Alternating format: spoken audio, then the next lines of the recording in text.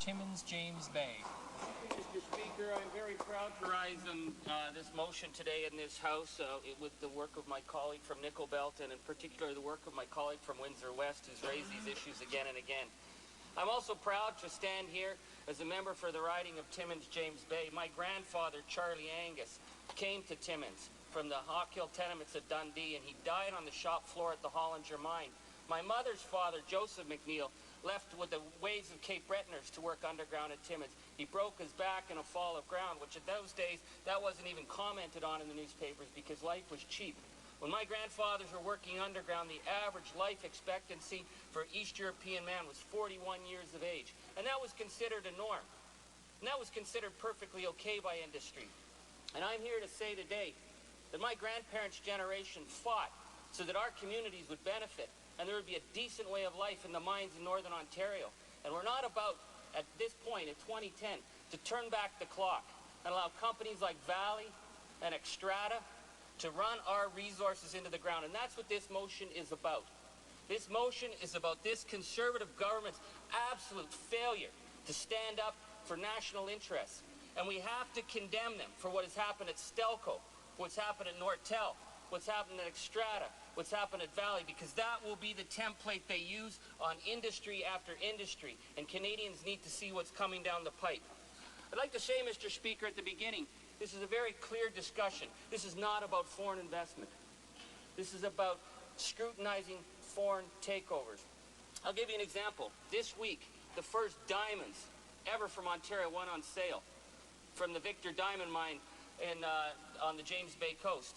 And I'll tell you about De Beers. De Beers came and they built a $1 billion mine. They've hired people, they've signed impact benefit agreements with First Nation communities. Now, I know there are people in some of my James Bay communities who don't believe that they got the best deal they could out of it.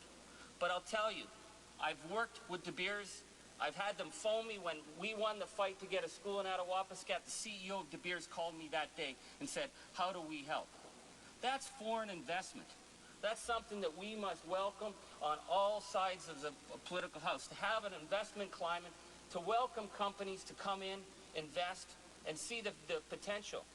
But there's something fundamentally different between the behavior of De Beers and Valley that are a brutal, nasty 9-month strike, a needless strike when the price of nickel would give Valley the kind of profits that their shareholders could be pleased with. But even more striking for me, Mr. Speaker, is that this week, Xstrata is moving to shut down the copper refining and zinc refining capacity of Ontario.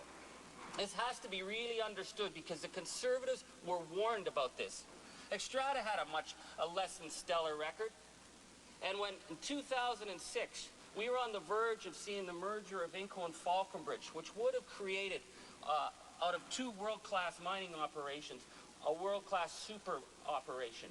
And at the time, there was a lot of excitement and interest in the mining industry because of the synergies between Inco and Falconbridge, the kind of technical expertise. These were the most productive base metal mining companies in the world. And they were on the verge of merging, but they were held up in a regulatory hurdle.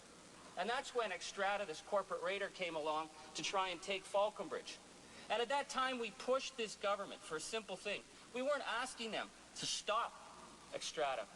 We were asking them, as government, because of the interest of these national resources, to hold off on allowing Xstrata to run away with Falconbridge until both bids were on the table. And in June 2006, Mr. Speaker, I asked the then industry minister a very clear question about the issue of needing to have both bids on the table. And I spoke specifically about the fact that I said we're talking about the infrastructure of Canada's copper industry being picked off by this company that's set up in an unaccountable Swiss canton. Now, my colleague from Windsor West and the industry committee passed a motion calling on the government to hold off until both bids were on the table. But, you know, the government, of course, laughed it off. And in fact, the industry minister had quite a little chuckle at the time. He said, well, I haven't heard any rumors that they're going to get up and move the mines. It shows how little this government understands the mining industry. No, they weren't going to move the mines, but they could move the copper ore. And that's exactly what's happening with Xstrata right now. Xstrata has come in, and they've sent a clear message. They're not interested in the traditional compact that we've had with industry that they're going to develop the resources and process them in Ontario. They've said very clearly they're not going to meet the environmental standards. They'll shut down Sudbury if they want to. They're shutting down Timmins. And unfortunately, and my colleagues from Quebec, I'm warning them, they're going to be shutting Rouyn-Noranda next. This is about moving copper to China and other places for processing. And this is a complete failure by this government, because if you talk to anybody in the mining industry, they will tell you that what was allowed to happen under this government with Falconbridge and Inco is the equivalent of the Avro Arrow. That the development of the Sudbury Basin is going to be permanently impacted because of the short-sighted lack of understanding of what was at stake here. And I'm seeing in my community of Timmins right now, 1,000 jobs being lost right off the board, 4,000 jobs in the region. The loss of this refinery is sending a very clear message, and it's a message that this government kind of likes. That now our resource regions will be treated like any third world jurisdiction, because being open for business is open. They want us to be open for the bad players as well as the good players. And Mr. Speaker, that's not the way we need to do business in this country. The government, as my colleague from the Bloc had spoke about ideology, Mr. Speaker, they are blinded, as G.K. Chesterton said, by the horrible mysticism of money. They believe that capital, being allowed to do whatever it wants, is the only social good. That is what the Conservatives believe.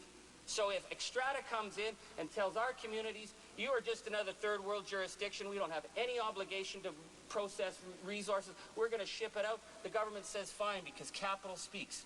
If Valley comes in and tells the most productive mining workers in the world at Port Coburn, at Voisey's Bay, at Sudbury, that you are now a disposable workforce, this government says that's perfectly okay. But Mr. Speaker, we know it's not okay. And if we are going to see this complete lack of due diligence from this government on key sectors like mining, then what is going to happen when they start to sell off our telecommunications? When they start to sell off the tar sands, lock, stock, and barrel to the Chinese so they can just move the bitumen out and process it elsewhere? It's a lack of a national vision that this government has to be held accountable. You know, Mr. Speaker, the other day, we lost the third largest OSB manufacturer in North America, Grants. And we asked, our leader asked the Minister of Industry, where was the net benefit to Canada? And the Minister of Industry couldn't even stand up and give us an answer on his own. He had to read from a press release put out by Georgia Pacific. Shame. Mr. Speaker, shame. We aren't Georgia. This is Canada. This government has an obligation when they review a sale. It's not to say a sale won't happen, but when they review a sale, to ensure that the people who are buying up these resources will do so to the net benefit of Canada. It's a simple thing. I don't see why it's been so hard. So what this motion today before us, Mr. Speaker, is very clear. This government has to be held accountable because they blew it. I'm calling on my colleagues from all parties to stand with us and say, what has happened at Valley, what has happened at Xstrata, what has happened at Stelco, what's happened with the tearing apart of Nortel has been a national tragedy. And this government has to take responsibility for it because they have to learn the lessons of this. And Canadians need to learn the lessons of ensuring that when we're dealing with our resources, that there's a net benefit. Mr. Speaker, I'll just say in conclusion, Canada has now dropped to 14th out of 17th in Western countries in terms of industrial innovation. It's no wonder, because when you're a branch plant economy, the investments aren't made. Statistics Canada tell us that Canadian operations are twice as profitable as the ones owned by foreign companies in Canada because we're just a branch plant economy. We have to do better than selling off our natural resources to the detriment of our communities. Our people have a right to benefit from those jobs. Our regions have a right, and our country needs to stand up for this principle. That's why the New Democrats put forward this motion, and we're calling on all members of this House to work with us. Thank you.